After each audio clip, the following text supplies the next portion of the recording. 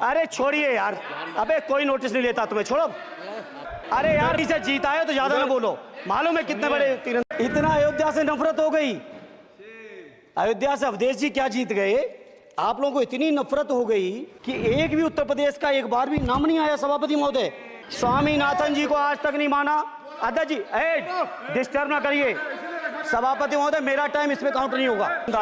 किसान अगर अपनी एमएसपी की मांग करते हैं, हजारों किसान यही दिल्ली की सीमा पर मारे जाते हैं और आप सोचते हो कि आपकी बात को कोई समझेगा नहीं। 20 करोड़ नौजवानों को रोजगार कहां है। सभापति महोदय, बजट एक व्यापक विषय है और जब इस विषय के बारे में सोचते हैं तो समझ में नहीं आ रहा कि कहां से शुरू करें, क्योंकि देश में आज कोई वर्ग नहीं बचा है। कुछ चुनिंदा उद्योगपतियों के बारे में बात नहीं करूंगा, लेकिन देश के 140 करोड़ लोगों में से कम 95% लोग ऐसे हैं जो आज पूरी तरह से बर्बाद है। एनडीए की यह सरकार 11वां बजट पेश कर रही है, लेकिन इस 11वें बजट के बावजूद अगर मैं देखता हूं तो समाज की जो गरीबों के लिए सबसे ज़्यादा ज़रूरी चीज़ें हैं, स्वास्थ्य का है तो स्वास्थ्य 2023 और 24 में बजट घटा दिया है। किसानों का बजट जहां यूपीए के सरकार के समय 2014 तक 5.5 था, वहीं 24 आते आते ये 3.15 रह गया है। शिक्षा का बजट जहां 2013 में 4.77 था, आज 23-24 आते आते ये 2.5% रह गया है। इसी तरह से जितनी भी ज़रूरी चीज़ें हैं, सभापति महोदय, मुझे कहने में कोई संकोच नहीं, ये जो बीजेपी की एनडीए की सरकार है, ये सरकार पूरी तरह से गरीब विरोधी, किसान विरोधी, नौजवान विरोधी, बुनकर विरोधी, छात्र विरोधी, दलित विरोधी, पिछड़ा विरोधी, मजदूर विरोधी, जितनी भी अगर उपाधियां दी जाएंगी सभापति महोदय वो कम हैं। और मैं कोई राजनीतिक भाषण नहीं दे रहा हूं, मैं उदाहरण सहित आपको जब नंबर आए तो बोल देना, और हमें पता है आपका नंबर भी नहीं आएगा आपकी पार्टी में, ये भी पता है हमें। सभापति महोदय, श्रद्धेय नेताजी ने हमेशा कहा है कि चुनाव में या जनता के बीच किया हुआ वादा अगर आप पूरा नहीं करते हैं तो वो भी एक सबसे बड़ा भ्रष्टाचार है, और उस भ्रष्टाचार में अगर किसी ने वर्ल्ड रिकॉर्ड बनाया है तो बीजेपी की और एनडीए की सरकार ने बनाया है। सभापति महोदय, 2014 के चुनाव के समय प्रधानमंत्री जी ने वादे किए कि 2 करोड़ रोजगार हर साल मिलेंगे। स्वामीनाथन जी, जिनको भारत रत्न दिया है, सरकार को मैं धन्यवाद देता हूं, लेकिन वो धन्यवाद अधूरा है जब तक उनकी सिफारिशों को नहीं मानते हो। 2007-8 से लगातार मांग चल रही है देश में कि स्वामीनाथन जी की जो सिफारिश है किसानों को 1.5 गुना समर्थन मूल्य देने का, एमएसपी की गारंटी देने का, कानूनी हक और अधिकार देने का, उस गारंटी को आज तक नहीं माना, आज तक नहीं माना, आज तक नहीं माना। स्वामीनाथन जी को आज तक नहीं माना। अध्यक्ष जी डिस्टर्ब ना करिए। सभापति महोदय, मेरा टाइम इसमें काउंट नहीं होगा। आप इधर, अरे यार इसे जीता है तो ज्यादा ना बोलो, मालूम है कितने बड़े तीरंदाज हो। इधर सुनो, स्वामीनाथन जी की आपने नहीं मानी, एमएसपी आपने लागू नहीं की।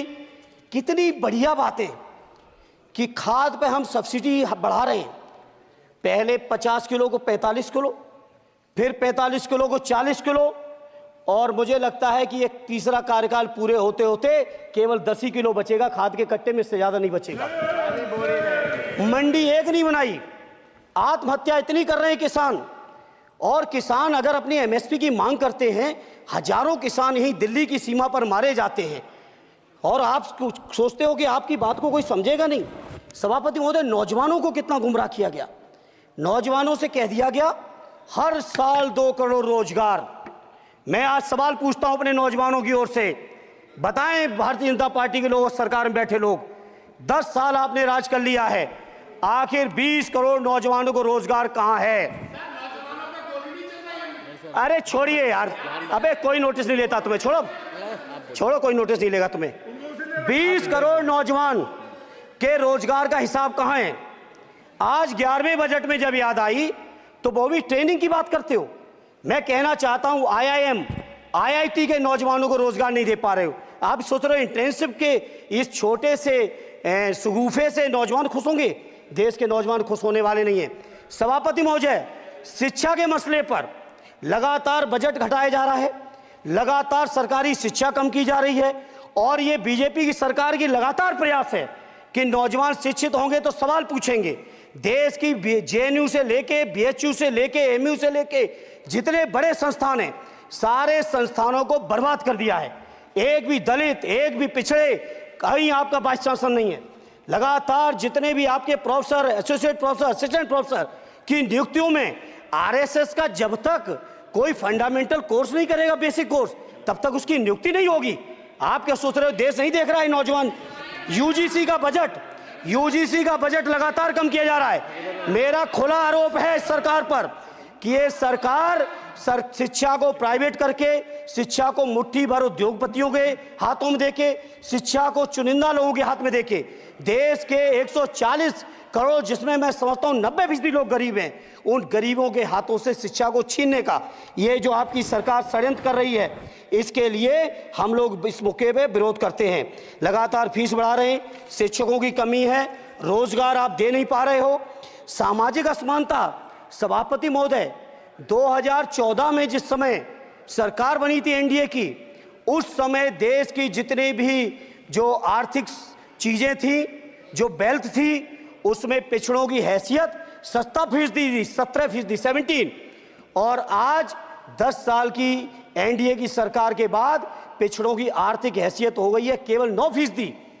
मैं कहना चाहता हूं चुनौती के साथ, वित्त मंत्री अपने जवाब में बता दें, अनुसूचित जनजाति का एक भी व्यक्ति देश में अरबपति हो तो बता दो, एक भी अरबपति हो तो बता दो, एक भी दलित को अरबपति आपने बना दिया हो तो बता दो, एक भी पिछड़े को बना दिया हो तो बता दो। आप जवाब में दे देना, आप डेटा दे देना, आप डेटा दे देना, हमारी दबाव नहीं रुकेगी। सभापति महोदय, जब बीजेपी की सरकार, जब बीजेपी के लोग विपक्ष में रहे तो OPS की बातें किए। 10 साल से आप सत्ता चढ़ा रहे हो, 11वां बजट पेश कर रहे हो, पूरा देश आज OPS के लिए, सरकारी कर्मचारी परेशान है, कहीं OPS की चर्चा नहीं है, पुरानी पेंशन की कोई चर्चा नहीं है। सभापति महोदय, पुरानी पेंशन तो पुरानी पेंशन, हम मांग करते हैं, बहुत बड़े राष्ट्रभक्त आप बनते हो, मैं मांग करता हूं देश के पैरामिलिट्री फोर्सेस को आप पुरानी पेंशन दीजिए। मैं मांग करता हूं, आप राष्ट्रभक्त हैं ना, सीमा पे जो सुरक्षा कर रहे हैं, जो शहादत झेल रहे हैं, मेरी मांग है कि आप उनकी OPS दीजिए। वो आप OPS नहीं दे पाओगे। इसी तरह से सभापति महोदय, देश के अंदर बहुत से ऐसे संविदा कर्मचारी, एक से एक बढ़िया फार्मूला, अब कानूनन मंडल आयोग लागू हो गया तो कैसे पिछड़े दलितों को रोकें? तो संविदा कर्मी की प्राइवेट कंपनी, प्राइवेट आपने आउटसोर्सिंग कर दी। आउटसोर्सिंग के कारण से देश के सारे दलित, सारे पिछड़े, सारे आदिवासी आपकी सेवाओं से बाहर हो गए, उनके पास कोई कानूनी हक नहीं। तो ये जो आरक्षण को खत्म करने के तरह तरह के जो आप लोग षड्यंत्र अपना रहे हो, इस षड्यंत्रों को देश का जनमानस पूरी तरह से जान भी चुका है, पहचान भी चुका है, और इसीलिए उत्तर प्रदेश से तो आपको कर ही दिया है बाहर, देश से भी बाहर जल्दी करेंगे, और हमारे साथी मिलकर दूसरे प्रांतों से भी बाहर करेंगे।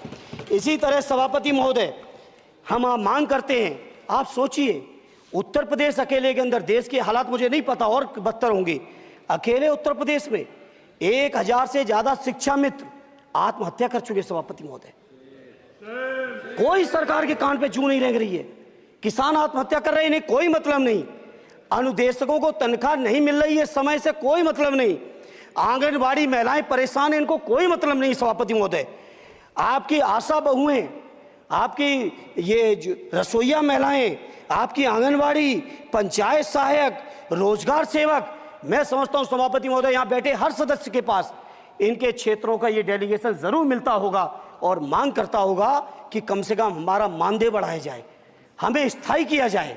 सभापति महोदय, इसके लिए सभापति महोदय, मेरी पार्टी के किसी भी मेंबर से हम नंबर कम कर लेंगे, टाइम, मेरा टाइम बढ़ा दीजिए, कोई भी मेंबर हमारे लिए दे देंगे टाइम, हम लोग। इसलिए सभापति महोदय, इन सभी समस्याओं के इसलिए मैं आपसे कहना चाहता हूं कि इनका समाधान करिए, और नहीं समाधान करेंगे तो अभी तो बैसाखी पे बन गए, बिहार और आंध्रा को पैकेज देखे फिर देश में कितने राज्यों को पैकेज दे पाओगे। अरे वित्त मंत्री जी उत्तर प्रदेश से आते हो, इतना भी हक नहीं कि पूरे बजट भाषण में एक बार उत्तर प्रदेश का नाम आ जाता। इतना अयोध्या से नफरत हो गई, अयोध्या से अवधेश जी क्या जीत गए, आप लोगों को इतनी नफरत हो गई कि एक भी उत्तर प्रदेश का एक बार भी नाम नहीं आया सभापति महोदय। इसे मैं आज इस मौके पर सभापति महोदय देश के गरीबों, किसानों, नौजवानों, व्यापारियों, बुनकरों सभी की ओर से कहना चाहता हूं, ये बजट देश विरोधी बजट है। कुछ समस्याओं के लिए सभापति महोदय संवेदनशीलता के साथ मैं कहूंगा सरकार को विचार करना चाहिए। श्रद्धेय नेताजी जब रक्षा मंत्री थे, उन्होंने व्यवस्था दी थी कि देश के अंदर जो भी सैनिक शहीद हुए हैं उनको ससम्मान उनके घरों पे जाके राष्ट्रीय सम्मान के साथ उनकी अंत्येष्टि हो। मैं उन्हीं की परंपरा को आगे बढ़ाते हुए एक और मांग करता हूं सभापति महोदय कि जो हमारे शहीद जिनकी अंत्येष्टि स्थल जहां कहीं भी बना हो, जिस भी परंपरा से बना हो। अरे आपको कुछ नहीं पता है, अरे यही तुम्हारे सैनिकों के लिए यही तुम्हारा भाव है। सभापति महोदय, आप बोले सर। सभापति महोदय मेरा अनुरोध है अग्निवीर की योजना खत्म की जाए। ये 4 साल के सैनिक से देश की उतनी मजबूत रक्षा नहीं हो सकती। नौजवानों को गुमराह करके केवल 4 साल, उन्हें दो ना 60 साल तक रिटायरमेंट, 4 साल बाद वो कहाँ नौकरियां ढूंढेंगे। इसे मेरी मांग है अग्निवीर की योजना खत्म की जाए। साथ ही साथ मेरी एक मांग और है कि जो शहीदों की शहादत स्थल है उसको शहीद स्थल के तौर पर डेवलप करने के लिए केंद्र सरकार को अतिरिक्त बजट देना चाहिए। मैं नहीं समझता हूं इसमें किसी को कोई दिक्कत होनी चाहिए। इसी तरह सभापति महोदय बातें बहुत लंबी लंबी की जाती हैं, थोड़ा सा मैं अपने क्षेत्र के बारे में कहूँगा। आदरणीय हमारे नेता माननीय राममूर्ति वर्मा जी ने भी कहा है, माननीय लालजी वर्मा जी ने भी, जो बाढ़ की समस्या है, जो समस्या बिहार में है नेपाल से पानी छोड़ने की, वही समस्या उत्तर प्रदेश की भी है। और विशेषकर पूर्वी उत्तर प्रदेश में अगर आप चलिए तो खीरी से शुरू करेंगे, पीलीभीत खीरी से लेके पूरा आप चले जाइए और एकदम कुशीनगर बॉर्डर तक, बिहार बॉर्डर तक पूरी की पूरी समस्या है। घाघरा जब आती है तो मैं समझता हूँ इन जिलों के लाखों लोगों को तहस नहस करके चली जाती है।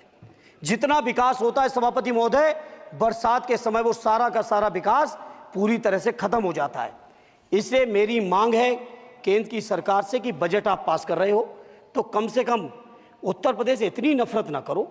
2 बार तो उत्तर प्रदेश की दम पे ही बैठे थे और तब भी ये वित्त मंत्री जी हंस रहे हैं, इनके यहाँ भी आता है बाढ़ तो जाती होगी, महाराजगंज बसता तो नहीं होगा, कुशीनगर बसता नहीं होगा, आपका मऊ बसता नहीं है, आजमगढ़ बसता नहीं, अम्बेडकर नगर बसता नहीं, बहराइच बसता नहीं, खीरी बसता नहीं, श्रावस्ती बसता नहीं, पीलीभीत बसता नहीं, बलिया बसता नहीं है, कुशीनगर बसता नहीं है, गोरखपुर बसता नहीं है। इतने जिले तो हमारे उत्तर प्रदेश के प्रभावित हैं। तो बिहार की तरह से एक विशेष पैकेज हमारे उत्तर प्रदेश के लिए भी दे दो। कम से कम इतना तो कहने की हिम्मत रखो, केवल चीखने के लिए बैठे हैं सब के सब। सभापति महोदय, दूसरा एक मैं बात, हमसे पूर्व जो सांसद रहे हमारे आजमगढ़ के, बड़ी लंबी लंबी बातें की। गोरखपुर से आजमगढ़ होते हुए बनारस तक का हमने रेलवे लाइन स्वीकृत करा दिया। सभापति महोदय, मैंने जब पता किया अधिकारियों से तो सच्चाई ये है कि अभी उस पर एक भी पैसे का बजट का आवंटन नहीं है, नहीं है बजट का आवंटन। हाँ, आज आप ही ने तो पेश किया बजट, आप ही तो साइन किए हो। निर्मला जी ने तो किया नहीं होगा, आप ही ने किया होगा। तो सभापति महोदय, उस पर बजट भी आए, उस पर बजट भी आना चाहिए। दूसरा सभापति महोदय, ये जो समस्या है बाढ़ वाली, मैं समझता हूं कोई अकेले मेरी नहीं है, मेरे अकेले क्षेत्र की नहीं है।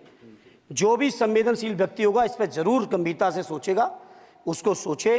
इसी के साथ मैं अपनी पार्टी की ओर से इस जन विरोधी बजट का पुरजोर विरोध करता हूं। बहुत बहुत धन्यवाद।